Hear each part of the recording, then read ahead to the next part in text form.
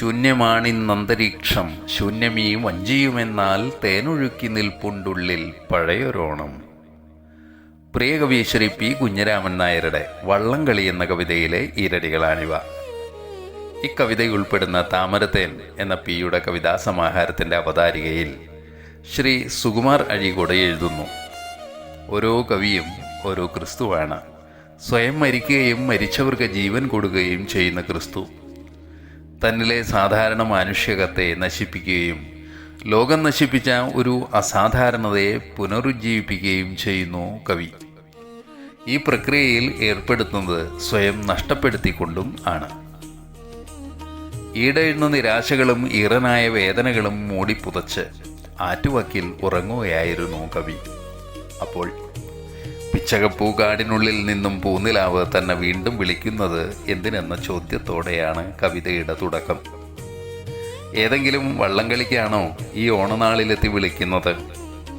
അങ്ങനെയെങ്കിൽ പറയട്ടെ, കൊടിയ വർഷമാരി സഹിച്ച് അല്ലലിലൂടെ കടന്നുപോയി നിരവധി കൊടുങ്കാറ്റുകളുടെ അടിയേറ്റ് തകർന്നു പോയതാണ് താനെന്ന ഈ പഴയ വള്ളം.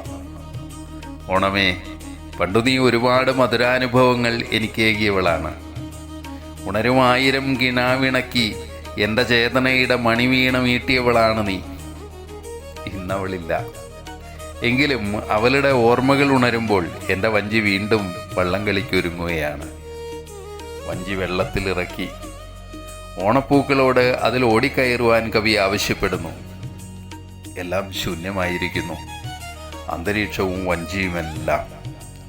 എന്നാൽ പഴയൊരു ഓണസ്മൃതി ഇപ്പോഴും മനസ്സിൽ തേനൊഴുകി നിൽപ്പുണ്ട്. കവി നക്ഷത്രങ്ങളെ ക്ഷണിക്കുന്നു. പണ്ട് പാടിയ പാട്ട് പാടുവാൻ പൈങ്കിളികളെ ക്ഷണിക്കുന്നു.